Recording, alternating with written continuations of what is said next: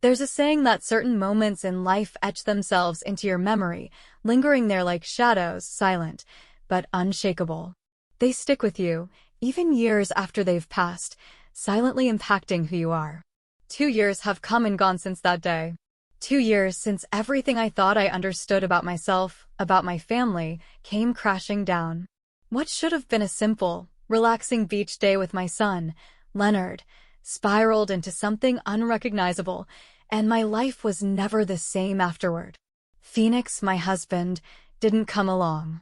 As always, his work came first, as it had for years. I had grown used to it, to the silent understanding that the family was second to his career. Yet, that day felt different. It felt heavier, in a way I couldn't explain back then, but which I now understand all too clearly. The sun beat down on us as we set up on the beach. It was the kind of day that made you feel the heat down to your bones, the sun relentless and intense. I lay back, feeling the warmth wash over me, soaking in the brief escape from the constant hum of the world. I asked Leonard, who was at the age where he no longer needed me to do everything for him, to help me apply sunscreen on my back. At first, it seemed like such a small, innocent thing, a simple request. He had helped me like this countless times before, back when he was younger and I was his world. But that day, something about it changed. His touch, his presence, felt different. I didn't stop him when I should have. And I didn't know why. Maybe we all think we know our families. We think we know them through and through, that we can predict their actions, their words. But there's always that one moment that sneaks up on you, the one that challenges everything you believe to be true. For me, that moment was on that beach, with the sun scorching and the waves lapping at the shore. It was a split second, a simple touch, a glance, but it unraveled everything, leaving me feeling exposed in a way I never expected. Phoenix and I had been married for over 15 years. We were the couple everyone envied, a nice home, 2 children, a life that looked perfect from the outside. We were that family, the one everyone assumed had it all figured out. But inside, things were different. There was an emptiness in our marriage that no one saw unless they were living it. Phoenix's career had consumed him for years. He worked constantly, and I convinced myself that his long hours, his emotional distance, were sacrifices for the greater good of our family. But I was wrong. There came a point when I realized that no amount of success could fill the space left by his absence. It's funny, isn't it? How we tell ourselves that things will get better in the future, that the sacrifices are for something greater, only to realize, too late, that the things we've lost can never be reclaimed. What's the point of a beautiful house if no one is ever home to enjoy it? At home, I became invisible. Phoenix barely acknowledged me when he returned from work. His mind was always elsewhere. He stopped asking how my day was, how I was feeling, what I needed. Instead, our conversations revolved around things that felt meaningless: bills, errands, the kids' activities. He was there, yes, but emotionally, he was absent. It's hard to describe the loneliness that comes with being in a relationship but feeling completely isolated. I remember one morning, standing in the kitchen, waiting for Phoenix to leave for work. He grabbed his briefcase, kissed Isa, our daughter, on the head, and looked at me. "Sorry, Freya, something came up at work," he muttered, already turning toward the door. I didn't argue. I just nodded, as I always did, even though the words stuck in my throat. It had become a ritual, him leaving, me staying behind, pretending it was fine. Leonard, at 16, had grown so much in recent years. He looked so much like Phoenix, but his face was softer. When I told him it would just be the 2 of us, he shrugged and grabbed the beach bags without a second thought, following me out the door.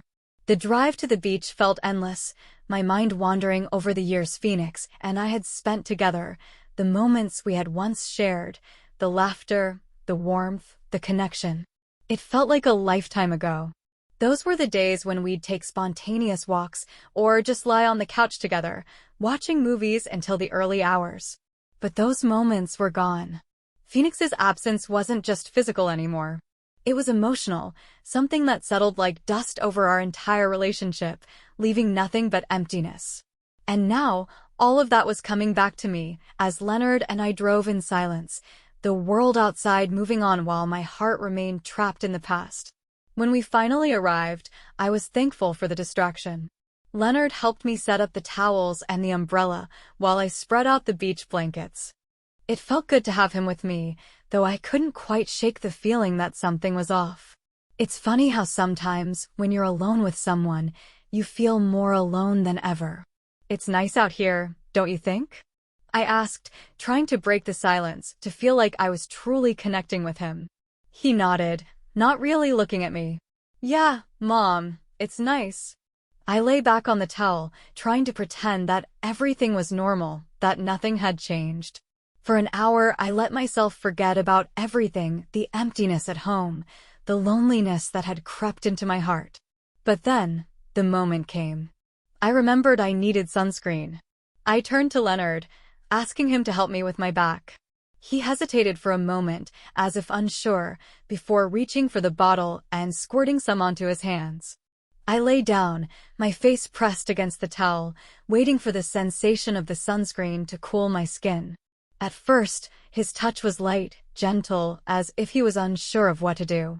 It reminded me of when he was younger, the way he used to hold my hand when we crossed the street, his small fingers wrapping around mine. I closed my eyes, trying to relax, but then I felt something change. His hands moved lower, along my back, and I felt a strange flutter in my chest. I could feel my breath hitch, my body tensing. My mind screamed at me to stop him, to turn around and make him stop, but I didn't. Why didn't I stop him? Why didn't I say something? I told myself it was fine. He was just helping me. But deep down, I knew it wasn't fine. His touch lingered in places it shouldn't have. I felt him hesitate, unsure of what he was doing. I should have stopped him. I should have said something. But I didn't. Instead, I told him, "It's okay. You can keep going." And in that moment, I knew it was too late. That night, as I lay next to Phoenix, staring at the ceiling, my mind refused to quiet. Leonard. His touch, his gaze, they haunted me, clung to me in a way I couldn't escape. I knew it was wrong, that everything about it was wrong, but there was a darker, lonelier part of me that didn't want to let go. I wanted the attention, the touch, the feeling of being seen. I hadn't realized how much I had longed for it until that moment. Phoenix lay beside me, his breathing steady, completely unaware of the war raging inside me. I could hear the soft sound of his breath, steady and rhythmic, but it only made the silence in my mind louder. I replayed the moments with Leonard over and over, trying to make sense of it all. But I couldn't, and somehow a part of me didn't want to. The tension between us was palpable, even though we had said nothing.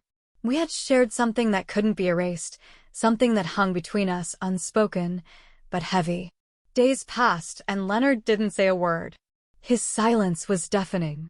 It was as though everything between us had been locked away, never to be discussed, but always lingering. He didn't avoid me, but he didn't seek me out either. Instead, I would catch him watching me, his gaze lingering a moment too long while I did chores, cooked, or sat alone at night. It was subtle, almost imperceptible, but it was there, and I didn't stop him. I didn't stop myself. Then came the weekend. The heat was unbearable. Phoenix had left for work again, leaving just Leonard and me. It wasn't unusual for us to have time alone together, but this time, something felt different. The air between us was charged with a tension that neither of us could name. For reasons I didn't quite understand, I suggested we go back to the beach. Just the two of us. Maybe I thought the fresh air would clear my head, or maybe I just wanted to see if we could shake off the heaviness that had settled over us. The drive there was quiet, more so than usual. Leonard didn't have his headphones in, and instead of the usual chatter, there was just the low hum of the engine and the occasional rustling of the wind outside. I could feel his nervous energy, his knee bouncing up and down. I wanted to say something to break the silence, to ease the tension, but the words stuck in my throat. When we arrived at the beach, it was nearly empty, the sand stretching out before us, almost as if the world had paused for a moment, giving us space. The ocean was a vivid blue, the waves rolling in with a steady rhythm, and the breeze kissed my skin, but it wasn't enough to cool the heat rising in my chest. We set up, just as we had the first time, the towels, the umbrella, everything familiar. I could feel Leonard's presence beside me, but this time, I didn't ask him to help with my back. Instead, I lay still, eyes closed, pretending to relax, pretending to find peace. But even with my eyes shut, I could feel him. His gaze. It was as though it was always there, watching, waiting. The air felt thick with the unspoken, and I knew that we couldn't go back. The pivotal moment came later that day, after we had been in the water for a while. The sun hung low in the sky, casting a soft glow over everything, and the sand clung to our skin, stubborn and warm. We decided to rinse off the sand at the showers before leaving. The goal was simple, to wash off the remnants of the day. But when we got to the showers, something shifted. Leonard went under the water first, letting it cascade over his body, and I watched for a moment, almost entranced by the sight of the water running down his back. Then I followed, stepping under the cold stream.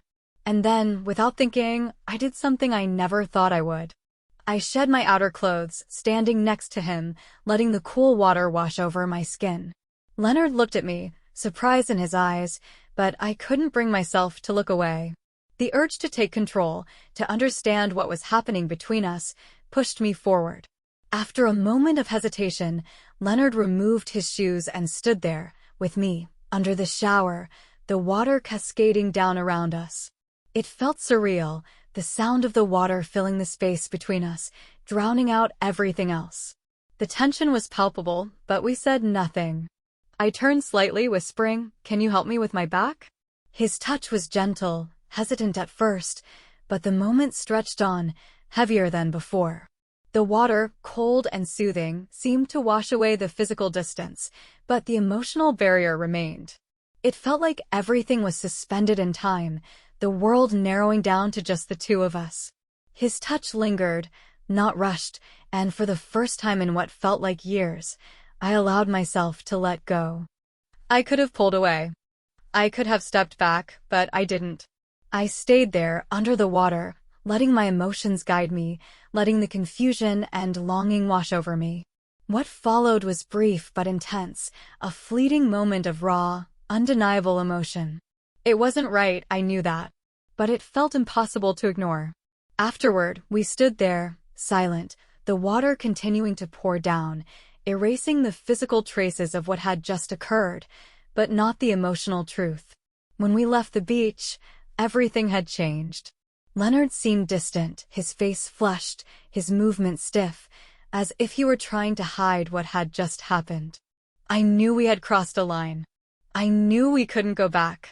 But for the first time in a long time, I felt alive. The ride back was filled with a heavy silence. I couldn't look at him, couldn't break the tension between us. My mind raced, replaying everything that had happened, the way his hands felt, the way his gaze lingered. I glanced at Leonard, but he was looking out the window, his jaw clenched tight. Then he spoke, his voice soft, almost tentative. "Mom." I froze. My heart skipped a beat, and I turned my gaze away, unsure of how to respond. The words hung in the air, heavy and unspoken. I knew that pretending nothing had happened wasn't an option anymore. "I don't know," I said, my voice barely above a whisper. It was the truth. I didn't understand what had just happened. I didn't understand why it had happened. But I knew that everything between us had changed, and I wasn't sure how to navigate what lay ahead. When we finally reached home, we sat in the car for a long moment, neither of us moving. Leonard looked at me, his eyes searching mine, and for the first time, I saw something different there, a depth of emotion I couldn't quite interpret. "How long have you felt this way?" he asked quietly, his words sending a shiver through me. The question hung between us, a truth neither of us could deny anymore. "Maybe longer than I should have," I whispered, my voice breaking under the weight of the admission. There was a long silence as we both processed the weight of what had just transpired. The desire to pretend it hadn't happened was strong, but it felt impossible. Before I could get out of the car, Leonard leaned in. Slowly, hesitantly, and kissed me. It was gentle at first, almost tentative, as if he were afraid I might pull away. But I didn't. I didn't pull away. Instead, I found myself letting go of the restraint I had held onto for so long. The years of emotional neglect, of yearning for something I couldn't name, seemed to flood to the surface. And for a brief, fleeting moment, I felt truly seen. But then we went inside, and everything grew heavier. The tension between us intensified with each passing day, gnawing at the edges of our lives. Leonard's presence became a constant in my thoughts, a reminder of what had changed, what couldn't be undone. At night, lying next to Phoenix, I would listen to his breathing, the rise and fall of his chest, but my mind would drift to Leonard in the other room. I couldn't ignore it anymore. I couldn't pretend everything was normal. Then it all came to a head one night when Leonard and I were washing dishes together. He stood behind me, his presence looming. I could feel his gaze on the back of my neck, the tension thick between us. And then, in a low whisper, he said, "I can't stop thinking about it." My heart raced. My breath caught in my throat. I wanted to pull away, to stop it all before it went any further. But I couldn't. "I can't stop either," I whispered back. And that was the moment everything broke apart. What had begun as confusion, as a desire for something unknown, had spiraled into something much darker, much more real. I don't know where this will lead. I don't know if it's even possible to fix it. But I share this story now, hoping that someone out there might understand, might offer advice. I never imagined I would find myself here, lost and unsure of the future. Let this be a cautionary tale. Sometimes the feelings we carry, the ones we bury deep inside, can lead us down unexpected paths. Don't let loneliness and confusion be the guides you follow, for they will lead you places you never intended to go.